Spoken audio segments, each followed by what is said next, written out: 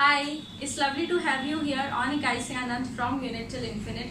I am Sneha and we are doing real analysis. In real analysis, we started the LCD of functions, that is the limit, continuity and differentiability of functions, and we did limit and continuity. Today we are going to do uniform continuity. So let's just start.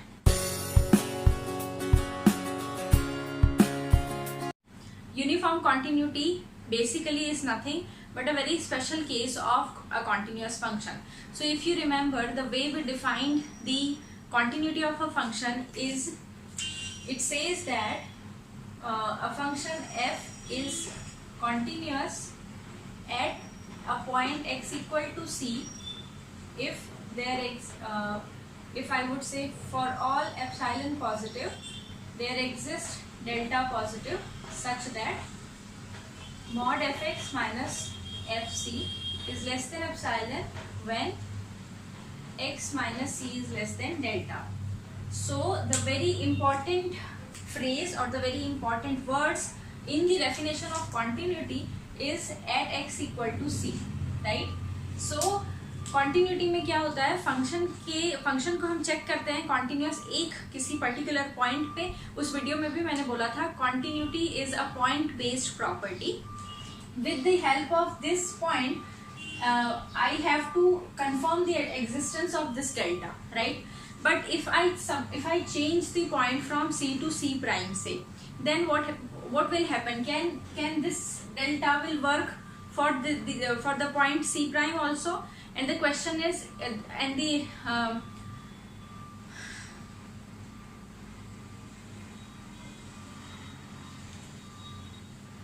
the question is answered as it may or may not be, right? So for a given point, जैसे ही हमने ये existence दिखा दी that for every epsilon positive there exists this delta, ऐसा जरूरी नहीं है कि उस फंक्शन को, सेम फंक्शन को किसी और पॉइंट पर कॉन्टिन्यूअस प्रूव करने टाइम पर मुझे यही एप्सिलॉन और डेल्टा काम आ जाएंगे, ठीक है?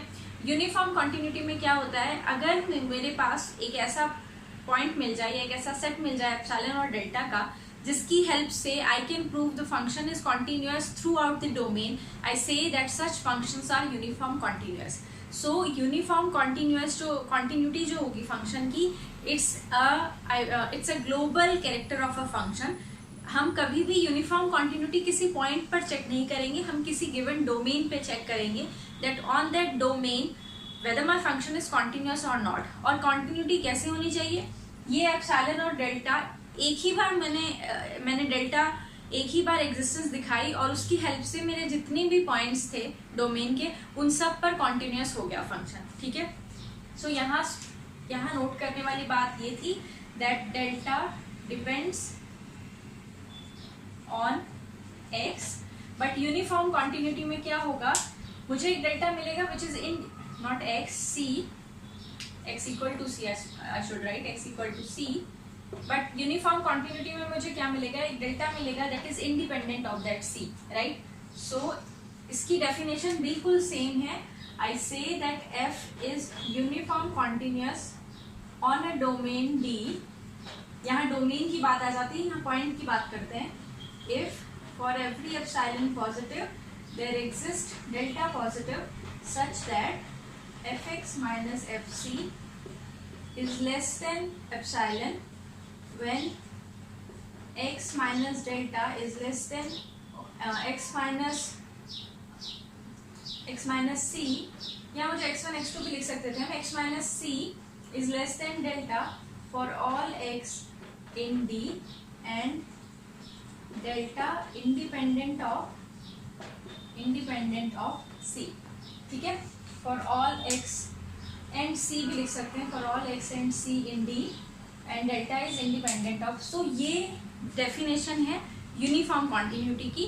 When a function is continuous, the continuity is a point based criteria. We check continuity at single point at a time, but in uniform continuity we rather discuss the continuity on a given domain whether it's an interval or a set. so collectively हम सब points की बात करते हैं. अगर मैं बिल्कुल classical method या क्लासिकल डेफिनेशन की बात करूं, सो कॉन्टिन्यूटी में मुझे जो एप्सिलॉन और डेल्टा मिलते हैं वो पॉइंट बेस्ड होते हैं. जैसे ही मैंने पॉइंट चेंज किया मुझे नया डेल्टा ढूंढना पड़ेगा क्योंकि पुराना वाला डेल्टा इट मे और may not work. But uniform continuity एक अगर डेल्टा मैंने निकाल लिया और फंक्शन यूनिफॉर्म कॉन्टिन्यूअस है तो उस डोमेन के ऊपर मैं किसी भी पॉइंट पर उसकी कॉन्टिन्यूटी चेक करूँ तो same delta will work, and this is the major difference between continuity and uniform continuity. If I talk about graphical analysis of uniform continuity, continuity की graphical analysis आपको याद है, we are approaching towards C and then we are actually observing whether my function is approaching towards the defined value of the function at C or not. ठीक है, तो उसको मैं वापस ड्रॉ नहीं कर रही हूँ. हम लोग यूनिफॉर्म कॉन्टिन्यूटी का ग्राफिकल एनालिसिस करते हैं कि यूनिफॉर्म कॉन्टिन्यूटी ग्राफ से मुझे कैसे पता चलेगी. So suppose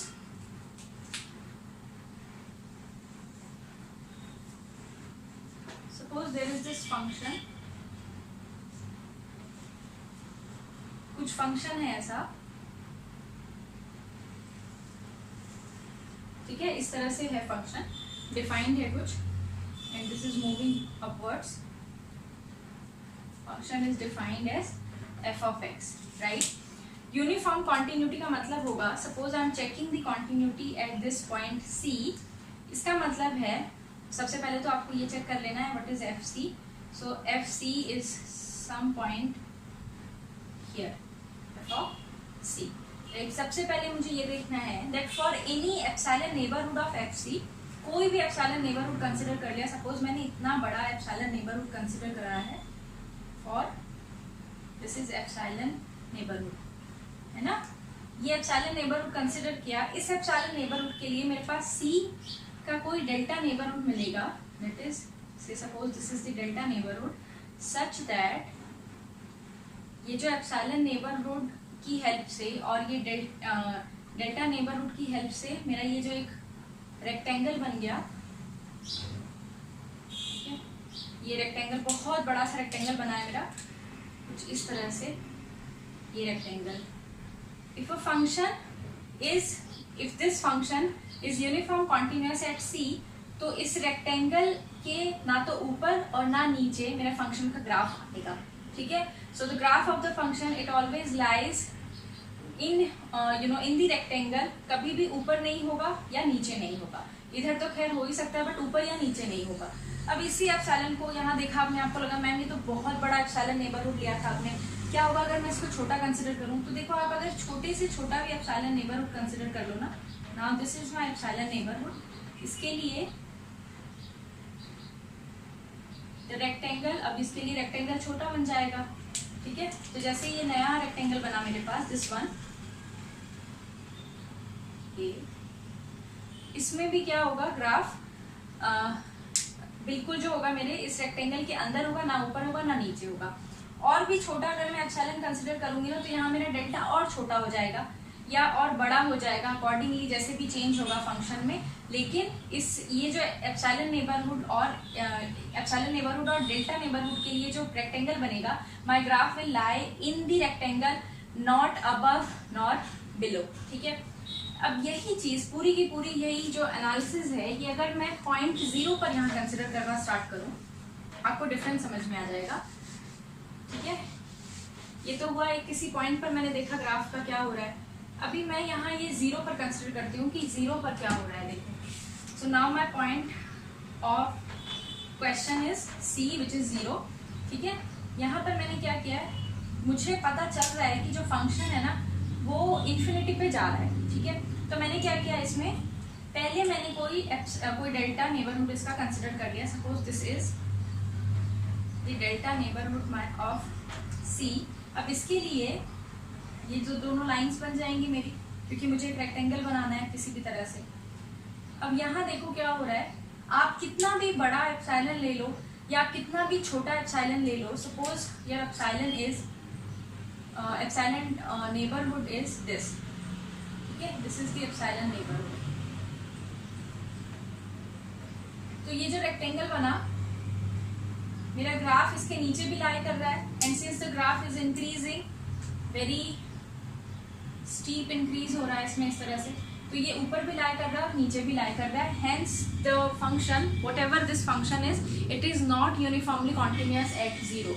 ठीक है, एक तरह से इसी को बिल्कुल हल्की लैंग्वेज में हम ये कह सकते हैं that if your graph is moving towards or if your graph is moving in the sense that the graph is going to be parallel to y-axis, you say that your function is not uniform continuous on that domain जहाँ पर वो point आ रहा है. जैसे अगर मैं इसमें zero को हटा करके और किसी भी और जगह बात करूंगी तो function will be uniform continuous, but जैसे ही जीरो का जिक्र करूंगी मैं अपने डोमेन में, वहां फंक्शन यूनिफॉर्म कॉन्टिन्यूअस नहीं होगा.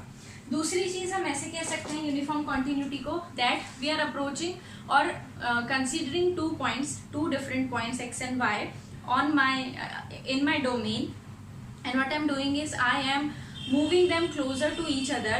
My function, the value of my function, they are also moving closer to each other at x and y. ठीक है, ये बिल्कुल ये वो वाली बात आ जाती है यहाँ से, या फिर मैं कहूँ यहाँ से वो चीज़ आ जाती है जहाँ हम लिप्सिट कंडीशन और होल्डर्स कंडीशन डिफाइन करते हैं यूनिफॉर्म कॉन्टिन्यूटी के लिए. तो अगला यही है, let's do. I hope graphically आपको अच्छे से समझ में आ गया हो. अगर फिर भी नहीं आया आपको समझ में, तो this is very well illustrated diagram in Wikipedia, जहाँ पर ये जो रेक्टेंगल है ना, दिस इज मूविंग, और आपको वो दिखा रहे हैं कि ऐसे मूवमेंट की वजह होने के बाद भी मेरा जो ग्राफ है, this is not lying above और lying below the rectangle and hence the function is uniform continuous. उसको देखना, वो GIF में बनाया हुआ ना ग्राफ मूव कर रहा है, तो बहुत अच्छी फीलिंग भी आएगी और अच्छे से समझ भी लोगे. इसके बाद हमें करना है अच्छा एक और नोट. आई थिंक मैंने पहले भी बोल दिया, uniform continuity is a global criteria whereas continuity is a local criteria, right. अब हम लोग आते हैं, there are two important conditions, Lipschitz and Holder's. ठीक है, ये दो कंडीशंस हैं, या मैं कहूँ ये दो तरह की कॉन्टिन्यूटी डिफाइन करी हुई है. आप कुछ भी कहो, कॉन्टिन्यूटी में इनको डिस्कस करने का मेरा मकसद इतना है दैट दे आर अभी फिलहाल they are in trend as far as the competitive exams are concern, क्योंकि इससे बहुत सारे क्वेश्चंस पूछ रहे हैं वो लोग. लिप्सिट और होल्डर्स कंडीशन, ये जो लिप्सिट कंडीशन है ना, ये हमें ये कह रही है दैट, देखना इस कंडीशन को, बहुत ही अच्छी सी कंडीशन है. ये कहती है that for any, since I am in real axis in real analysis, तो मैं सब कुछ रियल पे डिफाइन कर रही हूँ. Although these two conditions are defined on metrics spaces, but since we are in R, तो हम आर में डिफाइन करते हैं. For any function f defined from x to y, where x and y are subset of r, if there exist, or I say f is Lipschitz if there exists a non-negative number k such that modulus of fx minus fy is less than k times x minus mod x minus y. ठीक है, this is true for all xy belongs to capital X. ठीक है, ये है लिप्सिट condition. ठीक है, इस कंडीशन को थोड़ा सा अलग तरीके से देखें या थोड़ा स्पॉट चेंज करें. This is less than equal to, ये क्या होगा, mod fx minus fy divided by x minus y mod is less than equal to k. अगर मेरे पास एक ऐसा नॉन नेगेटिव नंबर एग्जिस्ट कर जाता है such that my function satisfies this condition, we say that the function is Lipschitz, or the smallest k for which the statement is true, we say this as the Lipschitz constant, right. इसी condition को मैं ऐसे भी लिख सकती हूँ, fx minus fy divided by x minus y less than k. What is fx minus fy divided by x minus y geometrically? It is the slope of the tangent, I would say, at any point on the function. तो लिप्सिट होने का मतलब है आपका जो slope है function का, that is bounded. इसका क्या मतलब होता है, some quantity less than some non zero number, that means the slope is bounded. So Lipschitz condition general language में, या मैं कहूँ ज्योमेट्रिकल लैंग्वेज में होती है, if the slope of my function is bounded, I say that the function is Lipschitz. और अगर मैं मैथमेटिकल लिखूंगी तो ये होती है उसकी डेफिनेशन. ठीक है, होल्डर्स कंडीशन जो होती है बिल्कुल इसी तरह से होती है, सेम मतलब almost same. A function is said to satisfy the Holder's condition where xy is in R if there exists a non-negative number k greater than 0 and an alpha not equal to 0 such that modulus of fx minus fy is less than or equal to a times mod x minus y raise to the power alpha. इसे कहते हैं Holder's condition. इस कंडीशन को देखते ही if you are aware of the previous year examination questions of real analysis of NET and JRF, इस कंडीशन को देखते ही आपको पता चलेगा लास्ट 5 साल से मैं कहूँ या 4 या 5 साल से इस कंडीशन पे बेस्ड एक ना एक क्वेश्चन जरूर मिल जा रहा है। ठीक है, सो ये कंडीशन कुछ नहीं है, this is Holder's condition where if alpha is equal to 1 this condition becomes Lipschitz condition. It's Lipschitz condition is a special case of Holder's condition. ठीक है, इसको ज्योमेट्रिकली समझना थोड़ा डिफिकल्ट है और थोड़ा कॉम्प्लेक्स भी है जो हम नहीं समझ रहे हैं। Just for your knowledge this condition is Holder's condition. और इसके ऊपर क्योंकि ये कंडीशन मुझे हेल्प करेगी जब मैं डिफरेंशिएबिलिटी करूंगी, तो आप बस you have to keep in your mind that this is Holder's condition. इस पर हम डिफरेंट क्राइटेरियाज अप्लाई करेंगे तो हमें पता चलेगा फंक्शन डिफरेंशिएबल है नहीं है, ऐसे टाइप का। ठीक है ना, डिफरेंशिएबिलिटी से मुझे एक बात याद आई कि लिपस्टिक कंडीशन होल्ड करती है फंक्शन की, ये देखने का एक सबसे ईजी तरीका है वो ये that check your function is differentiable first and the derivative is bounded. If these two conditions are true, we say that the function is Lipschitz। ठीक है, वैसे तो मैं डिफरेंशिएबिलिटी में बताने वाली थी ये, बट मैंने अभी बोल दिया। तो if my function f is differentiable and the derivative is bounded, we say that f is, this implies that f is Lipschitz। ठीक है, तो इसकी कंडीशन ये छोटी सी चीज है जो आ जाती है। देखो डेरिवेटिव क्या होता है, it's nothing but the slope, so we are saying that the slope is bounded, वही चीज है, द स्लोप इज बाउंडेड। ठीक है, अब मैं ये क्यों बता रही हूँ आपको लिपस्टिक और Holder's condition when we are doing uniform continuity, ये बताने के लिए जो लिपस्टिक फंक्शंस होते हैं, ठीक है, जो लिपस्टिक फंक्शंस होते हैं या कॉन्टिन्यूटी होती है, it is contained in holders. Holders is contained in uniform continuity and this is contained in continuity itself। ठीक है, that means if your function is Lipschitz it will be uniform continuous, if a function is uniform continuous it will be continuous, if a function is holders it is I can say uniform continuous and hence continuous। तो ये इस तरह से एक I would say एक inclusion बन जाता है कि अगर मेरा फंक्शन यूनिफॉर्म कॉन्टिन्यूटी का क्वेश्चन है और आपने समहाउ देख लिया that the slope is bounded, that means Lipschitz condition fulfill हो रही है, तो right away you can say that the function is uniformly continuous। और यूनिफॉर्म कॉन्टिन्यूस होता है तो कॉन्टिन्यूटी मिल ही जाती है, मुझे उसके लिए तो कुछ सोचना ही नहीं है, राइट। कॉन्टिन्यूटी और यूनिफॉर्म कॉन्टिन्यूटी में बात ही इतनी सी थी कि यूनिफॉर्म कॉन्टिन्यूटी में एक ही एप्सिलॉन डेल्टा सबके लिए यूज कर सकते हैं हम, कॉन्टिन्यूटी में अलग अलग करना है। सो यूनिफॉर्म कॉन्टिन्यूटी कंटेन्स इन दी कॉन्टिन्यूटी, एक तरह से कह सकते हैं। इसके लिए मैं बता रही थी कि लिपस्टिक और होल्डर इसलिए इंपॉर्टेंट है क्योंकि कभी कभी क्या होता है यूनिफॉर्म कॉन्टिन्यूटी एप्सिलॉन डेल्टा ढूंढना थोड़ा मुश्किल हो जाता है, उसकी बजाय आप डिफरेंशिएबिलिटी यूज करो और डेरिवेटिव को बाउंडेड दिखा दो तो लिपस्टिक आ गया, लिपस्टिक आ गया तो यूनिफॉर्म कॉन्टिन्यूटी आ जाएगी। हाँ, एक चीज और ये ध्यान रखना, ये ऑपोजिट ट्रू नहीं है। If a function is continuous it may और may not be uniformly continuous, if a function is uniformly continuous it may और may not be Holder's, it may और मे नॉट बी लिपस्टिक। ठीक है, so ये थोड़ा कुछ extra मेरी तरफ से बहुत ही प्रो टिप है ये लिपस्टिक कंडीशन और होल्डर्स कंडीशन। ठीक है, नेक्स्ट टॉपिक या नेक्स्ट हम लोग बात कर लेते हैं test for uniform continuity. Test for uniform continuity. ठीक है, हम डिफरेंट टेस्ट की बात करेंगे कहाँ पर फंक्शन यूनिफॉर्म कॉन्टिन्यूअस होगा और कैसे होगा। सो फर्स्ट पहला टेस्ट है first, if my function f is continuous on R. ठीक है, आर पर it is only mere continuous, this implies that f is uniformly continuous on intervals of finite length, intervals of finite length। that means finite length के intervals का मतलब क्या होता है, that is either open interval AB or on closed AB और semi closed और semi open AB। तो अगर मेरा फंक्शन किसी तरह से मुझे पता चला that it is continuous on R, so continuity से यूनिफॉर्म कॉन्टिन्यूटी आ रही है। कॉन्टिन्यूटी कहाँ पर, आर पर, यूनिफॉर्म कॉन्टिन्यूटी कहाँ पर, इंटरवल्स ऑफ फाइनाइट लेंथ पर, ठीक है। सो ये मेरा first test which says that if f is continuous on R, I can say that f is continuous on the intervals of finite length. Second है, if my function f is continuous on some open interval a b, right, then f is uc on a b if and only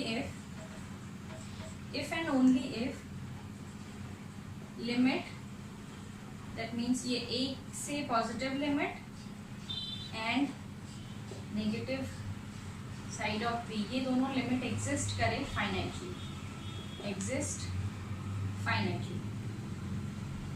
ठीक है। If my function is continuous on an open interval of finite length, ये ध्यान रखना, the length is finite, ठीक है, ए और be finite numbers हैं, और तो इस सिचुएशन में मेरा फंक्शन एफ जो होगा वो यूनिफॉर्म कॉन्टिन्यूस हो जाएगा अगर ए पॉजिटिव साइड में, यानी ए के पॉजिटिव साइड में फंक्शन कॉन्टिन्यूस आ गया, लिमिट एग्जिस्ट कर गई, और बी से नेगेटिव साइड में फंक्शन लिमिट एग्जिस्ट कर गई, दैट इज यहाँ लिमिट एग्जिस्ट करवाना बहुत है क्योंकि फंक्शन ए और बी पे डिफाइंड नहीं है, तो बस लिमिट एग्जिस्ट कर जाए दैट टू फाइनाइटली, तो हम कहते हैं my function is U C on this. Now this is an if and only if criteria. मुझे अभी भी याद है एक क्वेश्चन आया था जो मैंने नेट में देखा था, जहाँ कुछ ऐसे ही कंडीशंस लिखे थे, टेस्ट डायरेक्ट टेस्ट लिखे हुए थे और आपसे पूछा था स्टेटमेंट कौन सा ट्रू है कौन सा फॉल्स है। वहाँ ये चेंज कर दिया था, एक कंडीशन थी which is if then condition, जिसको इफ एंड ओनली इफ कर दिया था। तो ये कंडीशंस में ये जरूर ध्यान रखो कि कौन सा कंडीशन इफ देन कंडीशन है और कौन सा if and only if condition है, अगर दोनों साइड होल्ड करती है, ठीक है। थर्ड इज नेक्स्ट वी इसी को देखो, इफ वाला condition. Third, if my function f is continuous on R, right, and plus infinity पे और माइनस इंफिनिटी पे, एंड माइनस इंफिनिटी पे लिमिट एग्जिस्ट करती है फाइनाइटली,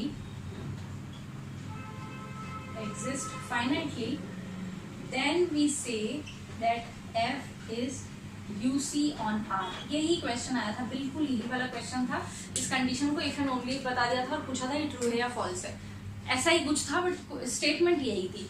तो यहाँ आपको देखना है फाइनाइट लेंथ में the condition is if and only if, but अगर लेंथ इनफाइनाइट हो गई, आर की लेंथ इनफाइनाइट है, दो इन्फिनिटीज आते हैं, प्लस इन्फिनिटी माइनस इन्फिनिटी, उस केस में क्या होगा, अगर ये इफ देन कंडीशन बन जाएगी, इफ दिस होल्ड्स तो हम कहेंगे फंक्शन यूनिफॉर्म कॉन्टिन्यूस है। अगर ऐसा हो जाए कि ये ऐसा भी हो सकता है फंक्शन यूनिफॉर्म कॉन्टिन्यूस है बट ये चीज़ें ट्रू नहीं है, ये लिमिट एग्जिस्ट नहीं कर रही, तो ये याद रखना है, this is an if and then condition. ये है मेरा third test for the uniform continuity of a function. Fourth, छोटी छोटी से टेस्ट हैं। ये फोर्थ जो है ये कुछ इस तरह से है, if F is uniform continuous on these intervals, then intervals को कंबाइन कर दोगे तो भी ये यूनिफॉर्म कॉन्टिन्यूस ही रहेगा, ठीक है। तो छोटा सा था, अगर इन दोनों पॉइंट्स, इन दोनों इंटरवल्स पे, semi open semi closed interval पे फंक्शन यूनिफॉर्म कॉन्टिन्यूस है, तो इंटरवल का यूनियन लोगे, वहाँ पर भी फंक्शन जो होगा वो हमारा यूनिफॉर्मली कॉन्टिन्यूस रहेगा। Fifth, I am saying if my function is continuous on any interval a comma infinity or minus infinity comma b type, then and not then and first वाले के लिए ये और में है, ठीक है, और फर्स्ट वाले के लिए x approaches to infinity f x exist, और सेकेंड वाले के लिए x approaches to minus infinity, the limit exist, this exist, that to finitely,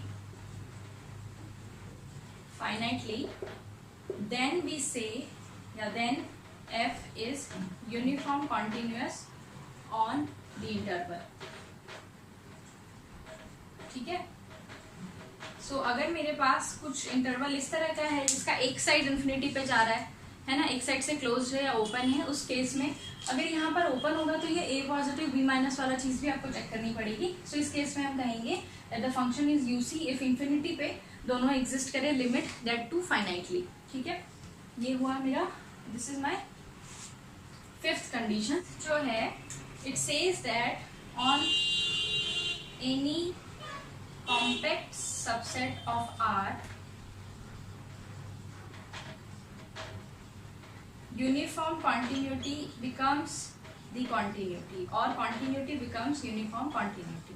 So if a function is continuous on a compact subset of R that is on closed bounded intervals of R, we say that the function is uniform continuous there. So अगर आपने function की continuity establish कर दी है किसी closed bounded interval पे, तो uniform continuity check करने की जरूरत नहीं है, फंक्शन वहाँ uniform continuous होगा by default। ठीक है, पास जो मैंने अभी कुछ नोट लिखे थे या मैं कहूँ कुछ जो अभी मैंने ऑब्जर्वेशंस लिखी थी, ये 6th 7th, a function which is if the function is Lipschitz it implies uniform continuous, right? और इसको चेक करने का तरीका क्या है, एक जो मैं कहती हूँ प्रो टिप है वो ये है, my function is differentiable and if f dash is bounded। ठीक है, तो this implies f is Lipschitz and hence f is uniformly continuous। अब इतना करने के बाद हम sequential approach तो भूल नहीं सकते, क्योंकि और कॉशी को भी नहीं भूल सकते अगर हम sequential approach नहीं भूल सकते। तो एक क्राइटेरिया और आ जाता है हमारे पास, that is कॉशीज क्राइटेरिया, या कॉशी ने जो बताया था हमें वो कुछ इस तरह से है। 8th, a function is uniform continuous if there exists, कैसे लिखूँ मैं, स्टार्ट करूँ, for any sequences an and bn such that mod an minus bn, this sequence, this is approaching to 0 and corresponding जो फंक्शन वाली sequence आएगी, this is also approaching to 0, then we say that f is UC. ये this is due to Cauchy, इसको Cauchy criteria भी कहते हैं UC के लिए, या सीक्वेंशियल अप्रोच भी आप बता सकते हो। कोई भी फंक्शन है जिसको आपको यूसी चेक करना है, ऑब्वियसली ऑन आर अगर मैं बात कर रही हूँ, ठीक है, ऑन आर या ऑन द डोमेन डी, वहाँ पर बात कर रहे हैं हम लोग, तो मुझे क्या करना है, दो सीक्वेंसेस चूज करने हैं, यू नो रिगार्डलेस कि वो दोनों सीक्वेंस कन्वर्ज कर रहे हैं कि नहीं, डाइवर्ज कर रहे हैं कि नहीं, उनका डिफरेंस जरूर कहाँ कन्वर्ज करना चाहिए, 0 पे, सच दैट जो फंक्शन के जब इस इन सीक्वेंस के ऊपर मैं फंक्शन अप्लाई करूँ तो वो डिफरेंस भी 0 पे चला जाए। अगर ऐसा होगा तो हम कहेंगे फंक्शन यूनिफॉर्म कॉन्टिन्यूअस है on that you know domain of the question. ठीक है, so I hope I have covered everything. आज हमने क्या क्या किया, यूनिफॉर्म कॉन्टिन्यूटी देखी, ग्राफिकल एनालिसिस देखा, जिसके लिए मैंने आपको सजेस्ट किया है कि आप विकिपीडिया वाला पेज देख सकते हैं, होगा तो मैं डिस्क्रिप्शन बॉक्स में डाल दूंगी अगर मैं भूली नहीं तो। और हमने देखा लिप्शिट्ज और होल्डर्स कंडीशन, लिप्शिट्ज की एक बहुत ही अच्छी कंडीशन या बहुत ही अच्छी चीज़ जिससे मुझे डायरेक्टली पता चल जाएगा कि फंक्शन लिप्शिट्ज है कि नहीं, डिफरेंशिएबिलिटी वाला criteria that the derivative must be bounded. फिर हमने देखे टेस्ट, 8 टेस्ट देख लिए हैं हम लोगों ने टोटल, जो कॉन्टिन्यूटी को यूनिफॉर्म कॉन्टिन्यूटी से या यूनिफॉर्म कॉन्टिन्यूटी को कॉन्टिन्यूटी से जोड़ते हैं। This finishes the topic continuity, मतलब डेफिनेशन वाला चीज़। अब जो हम करने वाले हैं वो है डिफरेंट थ्योरम्स उन फंक्शंस के लिए जो कॉन्टिन्यूस है, क्योंकि कॉन्टिन्यूस फंक्शंस जो होते हैं ना, this is the most important class of functions. बहुत अच्छे फंक्शंस होते हैं, बहुत कुछ सिर्फ फंक्शन की कॉन्टिन्यूटी से एस्टैब्लिश हो जाता है कि फंक्शन ये कैरेक्टर्स शो कर सकता है। तो ये थ्योरम्स करेंगे हम लोग नेक्स्ट में। Stick with me if you want to master the topic LCD of a function. If you have not subscribed till yet, please consider subscribing my channel. If you are already a subscriber, thank you so much. मिलते हैं next video में, तब तक के लिए take care, bye.